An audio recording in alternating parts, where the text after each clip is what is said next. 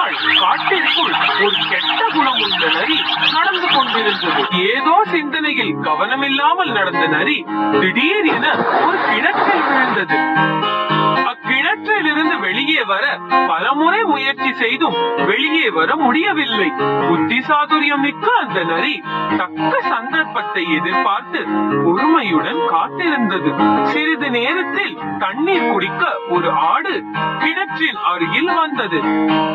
கிணற்றிற்குள் நரி இருப்பதை பார்த்த ஆடு அந்த நரியும் தண்ணீர் குடிக்க இறங்கி இருப்பதாக நினைத்தது. அந்த ஆடு நரியிடம், ஐயா நரியாரே, எனக்கும் கொஞ்சம் தண்ணீர் குடிக்க தருவீர்களா என்று கேட்டது. அதற்கு நரி, ஓ ஆட்டுக்குட்டியே, நான் சொல்வதை நம்பு. இவ்வளவு சுவையும் உற்சாகமும் தரும் தண்ணீர் வேறு எங்கும் கிடையாது. நீ அதன் ருசியை ரசித்து அறிய வேண்டுமானால் கீழே இறங்கி வந்து குடிக்க வேண்டும் என்றது. நரியின் பேச்சை நம்பின ஆடு தண்ணீர் குடிக்க உடனே கிணற்றில் குதித்தது. இந்த சந்தர்ப்பத்தை எதிர்பார்த்திருந்த நரி ஆட்டின் முதுகில் தாவி அங்கிருந்து வெளியே பாய்ந்து சென்றது. முட்டாள் ஆட்டிற்கு தான் செய்த தவறு அப்போதுதான் புரிந்தது. ஆடு நரியிடம் உதவி கேட்டு அழுதது. அதற்கு நரி, ஆடே, உனக்கு புத்தி இல்லை. கிணற்றிற்குள் குதிக்கும் முன் நீ வெளியே வரும் வழியை பற்றி யோசித்திருக்க வேண்டும். அறிவில்லாமல் செய்த காரியத்திற்கு உனக்கு சின்ன தண்டனை கிடைக்க வேண்டும் என்று சொன்னது. கிணற்றிற்குள் இருக்கும் ஆட்டை பற்றி கவலைப்படாமல் அந்த சுயநலக்காரனான நரி காட்டிற்குள் சென்றது. ஆழம் தெரியாமல் காலை விடாதே. ஒரு நாள் ஒரு ஆற்றங்கரையில் இருந்த புல்வெளியில் ஒரு ஆடு மேய்ந்து கொண்டிருந்தது. அந்த கரைக்கு அந்த பக்கம் இருக்கிற புற்றெல்லாம் ரொம்ப பசுமையா இருக்கிற மாதிரி இருக்கு. நான் போய் அதை சாப்பிட போறேன். ஆற்றை கடக்க அது யோசித்த போது அதன் குறுக்கே ஒரு மரக்கட்டை இருந்ததை பார்த்தது. நான் அது மேல ஏறி அந்த கரைக்கு போயிடுவேன். அது மரக்கட்டை மேல் கால் எடுத்து வைத்த போது மறுபக்கத்தில் வேறொரு ஆடு நிற்பதை பார்த்தது. அப்ப நம்ம சீக்கிரமா போயாகணும் என்று கனைத்தது. அது இரு, நான் முதல்ல போய்க்கிறேன். இல்ல, மரக்கட்டை மேல நான் தான் முதல்ல நின்னேன், அதனால நான் தான் போவேன் என்று மற்றொரு ஆடு சொன்னது. முதல் ஆடு யோசிக்க ஆரம்பித்தது. அதனுடைய தாத்தா சொன்ன கதை அதன் நினைவுக்கு வந்தது. அன்றொரு நாள் பாலத்தை கடக்க முயன்ற இரண்டு கர்ப்பம் பிடித்த ஆடுகள் ஒன்றுக்கொன்று வழிவிட மறுத்து சண்டை போட்டு கடைசியில் தண்ணீரில் விழுந்ததாம். இப்பொழுது முதல் ஆடு யோசிக்க ஆரம்பித்தது. இது சண்டை போடுறதுக்கான நேரம் இல்ல.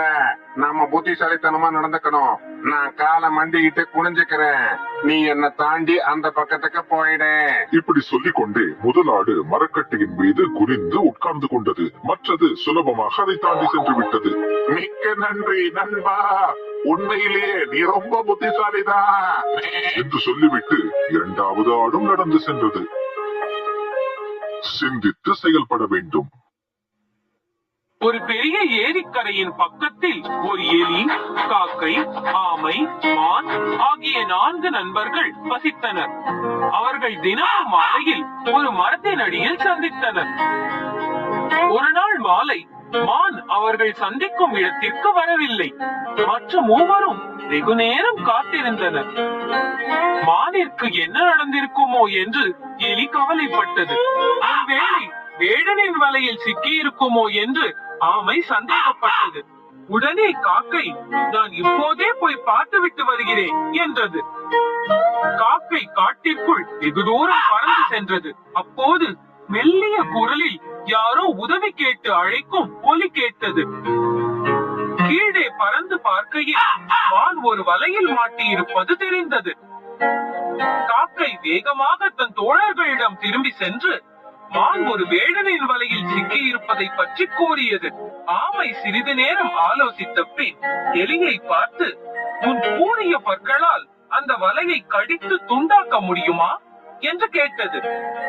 அதற்கு எலி, ஓ, என்னால் கட்டாயமாக முடியும். ஆனால் நான் எப்படி அங்கு செல்வது என்று குழப்பத்துடன் கேட்டது. சீக்கிரமாக என் முதுகில் ஏறிக்கொள் என்றது காக்கை. எலி காக்கையின் முதுகில் தாவி உட்கார்ந்ததும் தங்கள் அன்பு தோழனை காப்பாற்ற காக்கை பறந்து சென்றது. மான் வலையில் சிக்கியிருந்த இடத்தை அடைந்ததும் எலி தன் கூரிய பற்களால் வலையை துண்டு செய்து மானை காப்பாற்றியது. இதற்கிடையே ஆமையும் வந்து அவர்களுடன் சேர்ந்து கொண்டது. நண்பர்கள் நால்வரும் மகிழ்ச்சியுடன் நிற்கும் போது வேடன் மெதுவாக அங்கு வந்தான். அவனது வலையில் இருந்து மான் தப்பித்து போனது அறிந்து மிகவும் கோபத்துடன் சுற்றிலும் நோக்கினான். வரப்போகும் அபாயத்தை உணர்ந்த காக்கை பறந்து போயிற்று. எலி வேகமாக ஒரு பொந்திற்குள் புகுந்து கொண்டது. மான் வேகமாக ஓடிப் போனது.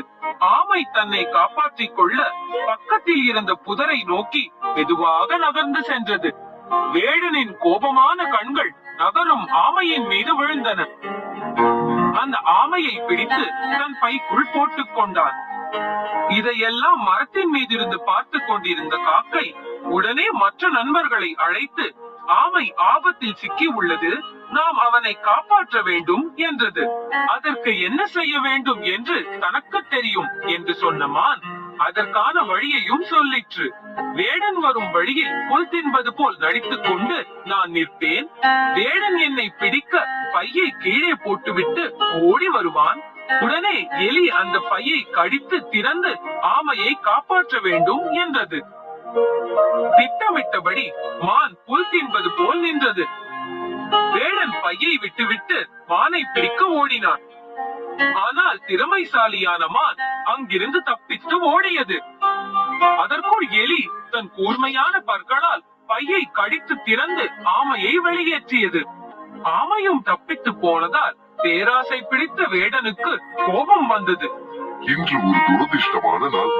முதலில் மானும் பின்னர் ஆமையும் தப்பித்து விட்டனர். இன்று எனக்கு பட்டினிதான் என்று நினைத்து வருந்தினான். ஏமாற்றம் அடைந்த வேடன் காலி பையுடன் வீடு திரும்பினான். ஆனால் நண்பர்கள் நால்வரும் தங்களது வெற்றியை மகிழ்ந்து கொண்டாடினார்கள். உயிர் காப்பான் தோழன். வெகு நாட்களுக்கு முன் யமுனா நதிக்கரையில் ஒரு புத்திசாலியான குரங்கு வசித்து வந்தது. அந்த நதியில் வாழ்ந்த ஒரு முதலை ருசிமிக்க பழங்களை குரங்கு சாப்பிடுவதை கவனித்தது. ஒரு நாள் முதலை தன் கணவனிடம், அந்த குரங்கு எல்லா மரங்களின் பழங்களையும் சாப்பிடுகிறது, அதனால் அக்குரங்கின் இதயம் நல்ல ருசியாக இருக்கும், எனக்கு அதன் இதயத்தை கொண்டு வந்து தர முடியுமா என்று கேட்டது. அது நடக்காது. குரங்கு மரத்தின் மேல் வசிக்கிறது, என்னால் அதன் மேல் ஏற முடியாது என்றது ஆண் முதலை. முட்டாள், உனக்கு தனியாக யோசித்து ஒன்றும் செய்ய தெரியாது. நான் சொல்வதை கவனமாக கேள். என்னிடம் ஒரு திட்டம் உள்ளது என்று பெண் முதலை சொல்லிற்று. புதிய திட்டம் பற்றி ஆலோசித்த பின் ஆண் முதலை குரங்கிடம் சென்று, நண்பா, எனக்கு கொஞ்சம் ருசி உள்ள பழங்களை பறித்து தருவாயா? கண்டிப்பாக என்று கூறி குரங்கு கொஞ்சம் பழங்களை பறித்து எரிந்து கொடுத்தது. சில பழங்களை முதலை தின்று பார்த்த பின் குரங்கிடம், இப்பழங்களை விட அதிக ருசி உள்ளவை அக்கறையில் உள்ளன, அதை ருசித்து பார்க்க வேண்டும், அவைதான் மிகவும் சுவையானது என்று சொன்னது. அப்படியா? எனக்கும் அங்கு போக ஆசையாக உள்ளது, ஆனால் நீரில் குதித்து நீந்த என்னால் முடியாது என்று முதலையை பார்த்து குரங்கு சொல்லிற்று. இதை கேட்ட தந்திரசாலியான முதலை உடனே குரங்கிடம், நீ வருந்த வேண்டாம், நதியை கடக்க நான் உனக்கு உதவி செய்கிறேன், நீ என் முதுகில் உட்கார்ந்து கொள் என்று சொல்லியது.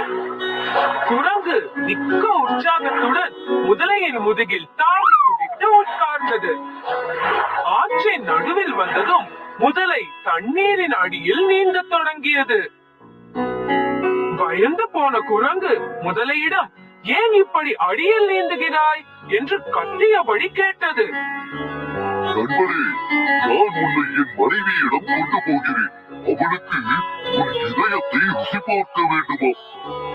உடனே குரங்கு என்று பெரிதாக சிரித்தது. என் இதயம் மரத்தின் மேல் அல்லவா உள்ளது, முன்னரே கேட்டிருந்தால் சந்தோஷமாக தந்திருப்பேனே என்று சொன்னது. இதை கேட்டு குழப்பமடைந்த முதலை குரங்கை மரத்தின் அடியில் திரும்ப விட சம்மதித்தது. மரத்தின் அடியில் திரும்ப விட்டதும் குரங்கு பாதுகாப்பாக மரத்தில் தாவி ஏறி உட்கார்ந்தது. முட்டாள் முதலை குரங்கு இதயத்தை கொண்டு வரும் என்று எதிர்பார்த்து காத்திருந்து ஏமாற்றம் அடைந்தது. சமயோஜித புத்தி நம்மை காப்பாற்றும். ஒரு கிராமத்தில் இருந்த பெரிய ஆலமரத்தில் ஒரு கொக்கு வசித்தது. அந்த மரத்தின் கீழே உள்ள குளத்தில் நிறைய மீன்கள் இருந்ததால் கொக்கிற்கு கஷ்டமில்லாமல் நிறைய உணவு கிடைத்தது. வயதான போது கொக்கிற்கு மீன் பிடிக்க சிரமமாக இருந்தது. அதனால் பட்டினி கிடந்த கொக்கு மிகவும் களைத்து போயிற்று. நான் இனி ஏதாவது ஏமாற்று வேலை செய்தால்தான் உயிர் வாழ முடியும் என்று நினைத்தது. அடுத்த நாள் குளத்தின் அருகில் சென்று மீன் பிடிக்காமல் மிகவும் வருத்தமாக முகத்தை வைத்துக் கொண்டு நின்றது. குளத்தின் கரையில் வசித்த நண்டு கொக்கிடம் சென்று, ஐயா, நீங்கள் மிகவும் வருத்தமாக உள்ளீரே, என்ன நடந்தது என்று கேட்டது.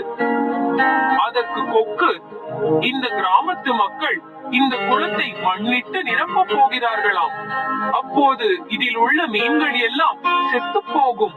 நான் உணவு தேடி வேறு எங்காவது போக வேண்டும் என்று சொன்னது. நண்டு உடனே இந்த விஷயத்தை மீன் நண்பர்களிடம் சொல்லியது. இதை கேட்டு பயந்த மீன்கள் கொக்கிடம் தங்களுக்கு உதவுமாறு கேட்டுக்கொண்டன. தன் எண்ணம் பலித்ததென்று கொக்கு மகிழ்ந்தது. கொக்கு மீன்களிடம், உங்களை காப்பாற்ற ஒரு வழி உள்ளது. தினமும் கொஞ்சம் மீன்களை கொண்டு போய் பக்கத்தில் உள்ள ஒரு குளத்தில் விடுகிறேன் என்றது. இதை கேட்ட மீன்கள் மகிழ்ச்சி அடைந்தன. அப்படி ஒவ்வொரு நாளும் கொக்கு குளத்திற்கு வந்து தன் அலகில் சிறிது மீன்களை கொத்திக் கொண்டு பறந்தது. ஒரு நாள் நண்டின் முறை வந்தது. வழக்கம் போல் நண்டையும் தன் அலகை கொத்திக் கொண்டு கொக்கு பறந்தது. கொஞ்ச தூரம் பறந்த பின் நண்டு கொக்கிடம் கேட்டது, ஐயா, புதிய குளம் இன்னும் எவ்வளவு தூரத்தில் உள்ளது? இதை கேட்டு சிரித்த கொக்கு, உங்களுக்கு உதவி செய்ய நான் ஒரு முட்டாள் அல்ல என்றது. பின் அங்கிருந்த ஒரு பாறையின் மேல் கிடந்த மீன் முட்களை காட்டி, இதோ உன் நண்பர்களை பார்த்தாயா, இப்போது முன்முறை வந்துள்ளது என்று சொல்லி என்று சிரித்தது. நண்டிற்கு மிகவும் கோபம் வந்தது. அது கொக்கிற்கு பாடம் கற்பிக்க நினைத்தது. கூர்மையான தன் விரல்களால் கொக்கின் கழுத்தை துளைத்தது. நிலை தடுமாறின கொக்கு நிலத்தில் விழுந்து இறந்தது. நண்டு குளத்திற்கு திரும்பி வந்து அதில் உள்ள மீன்களிடம் கொக்கு எப்படி எல்லாரையும் ஏமாற்றியது என்றும் அந்த மோசமான கொக்கை எப்படி கொன்றது என்றும் சொல்லியது. திணை விதைத்தவன் திணை அறுப்பான், வினை விதைத்தவன் வினை